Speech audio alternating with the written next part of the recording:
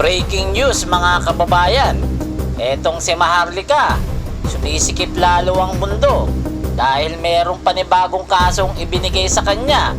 Ito ay mula kay Mel Robles, ang General Manager ng PCSO, dahil sa paninira nitong si Maharlika dito kay Mel Robles. Kaya meron siyang panibagong kaso. Ito ay isinampa ni Mel Robles doon mismo sa Amerika para mabilis mahulog sa banga etong si Maharlika.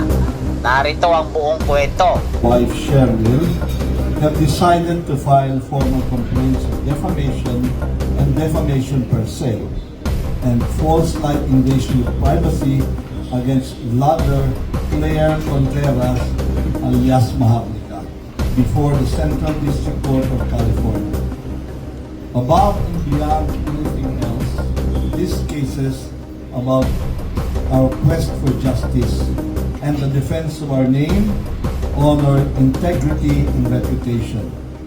For almost a year now, we have been subjected by Ms. Contreras' almost daily barrage of vicious, unjustifiable, and blatantly false online attacks through her YouTube channel called Boljak TV.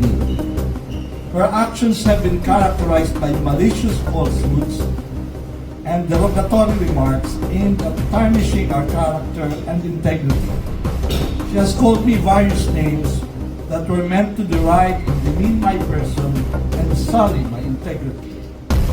Not content with calling me names, she has also made absolutely untrue and outlandish malicious accusations against me, such as stealing money from the people, contract killing, and even assisting terrorists. For the longest time, we have tried to keep our peace, knowing fully well that all her accusations were nothing but sheer lies and fabrications that were the products of her vile imaginations and hateful heart. We are human beings and we can only take so much. These assaults on our honor and reputation must stop. We are peace-loving and law-abiding citizens. We have done nothing wrong against her for us to earn her senseless rage and contempt. We have names and reputations to protect, especially my wife, who is a private citizen and has dedicated herself to raising our children while also engaging in some philanthropic endeavors. Therefore, our course of action was to file appropriate charges against her. We have complete faith that the court of law would hand to her the punishment that she deserves, and the process vindicate us and help us restore our tarnished name and honor. Thank you very much. Yan, nakita nyo, napanood nyo, talagang patong-patong ng kaso ang kinakaharap na itong pokpok na to.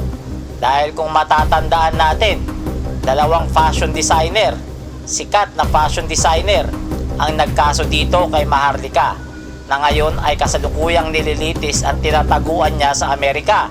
At ngayon, eto pangatlo, kaso mula kay Mel Robles, doon din mismo sa Amerika, isinampa para mabilis-bilis makulong itong si Maharlika. Dahil ang pinagyayabang na ito, hindi siya pwedeng galawin dahil nasa Amerika siya. Pero doon na nga sinampa ang kaso. Kaya etong si Maharlika, magtatago na naman. Gaya ng pagtago niya sa dalawang mga kaso niya na hindi niya hinaharap at patuloy niyang tinataguan. Dito sa tatlong kaso ni Maharlika, isa lang ang mag-prosper dito. Siguradong sigurado, kulong sa banga ang hitad na ito.